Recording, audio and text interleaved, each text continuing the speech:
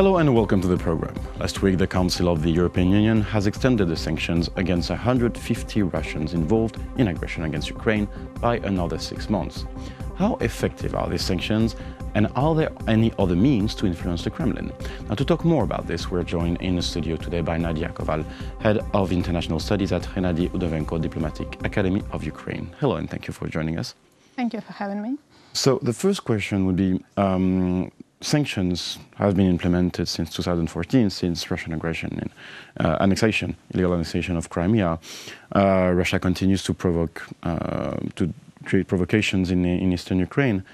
Do they really work, the sanctions? It's a difficult question because sanctions, they have two meanings. One meaning is symbolic, which shows the unity and the strength and the resolute desire of all the European and nations of the United States and other countries, like to counter Russian aggression, to stay united, and to show that there is some types of behavior which are not acceptable in a normal world. And the second part is like a kind of punitive, yes, to bring some damages to make the aggression costly. And about this part, there are some disagreements and debates, because there are many people who think that probably these sanctions are not as deep as they should be. And the other people and politicians, and this debate is enhancing in the last month, speaks, oh, probably we should take away some sanctions. We should gradually remove some sanctions if Russia begins cooperation, if it begins to implement Minsk agreements seriously.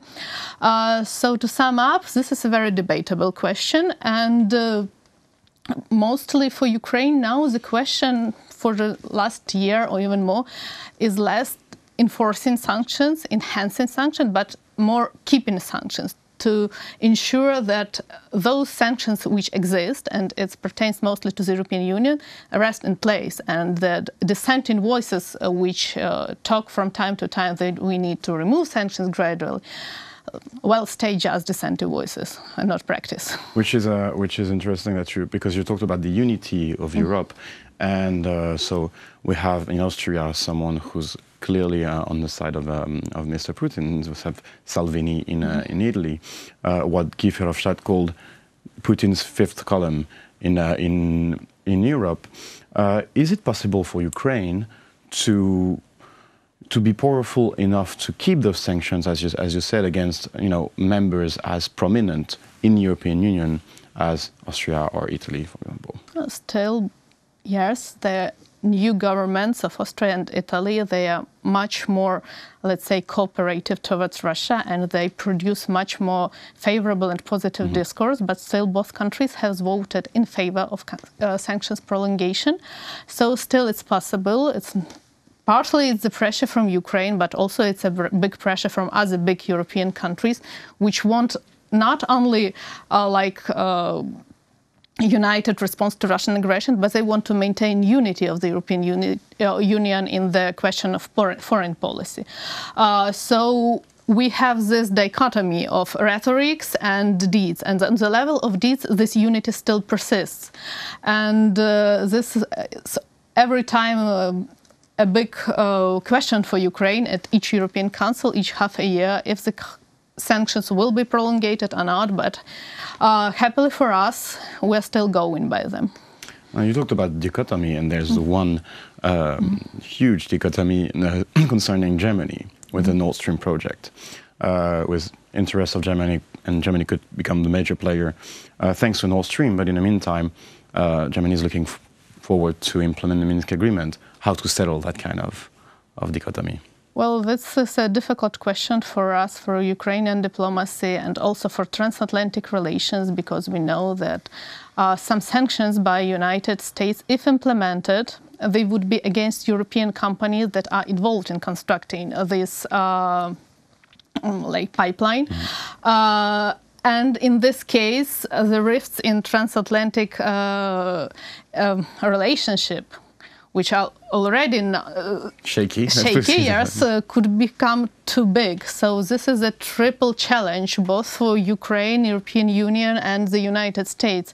And this is really a crucial question for keeping this unity together. So there are still negotiations. The question is not totally resolved yet, but it would be crucial for the future of the sanctions and such.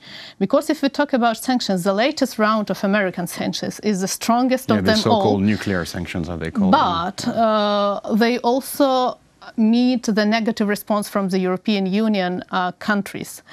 So it's risky from the both sides. As both European Union and United States are allies of Ukraine, Ukraine relies pretty much on support from these countries in its struggle against Russian Federation. Quarrels between them are no good to us, so let's just hope that diplomacy will solve the problem. Yeah, because that kind of rift plays in the hand of Vladimir Putin in the end. Dividing the West is definitely his strategy here. Now, how does... Now, you talked about the nuclear, we talked about the nuclear sanctions, the American nuclear sanctions. The American energy giant BP on its own has 20% of its stake in Russian oil giant Rosneft. How can the US government realistically implement sanctions with that kind of huge company having that kind of stake in Rosneft? Well, that's the question to the US government. How big are stakes of American companies? As to my information, the stakes of European companies are much bigger, actually. And in the last year, the additional contracts were signed for different energy projects of European countries and Russia. So there is clearly, on part of private business, there is huge interest in Russian energy, both in gas pipelines and like working in oil fields and gas fields in Russia proper. So this is the question, because there is this pressure from private companies, there is this huge lobbying against the national governments, and then there are the questions of national security and what will prevail.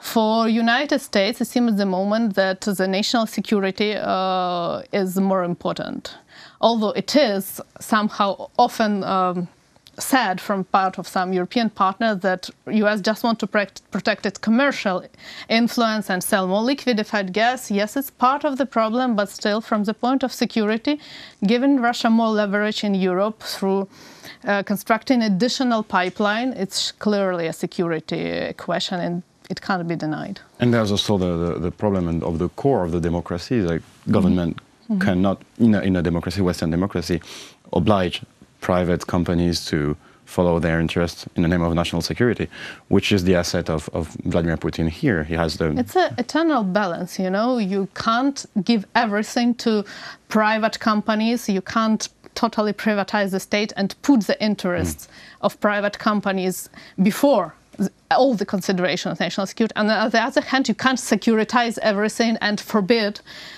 pretty much economic interactions.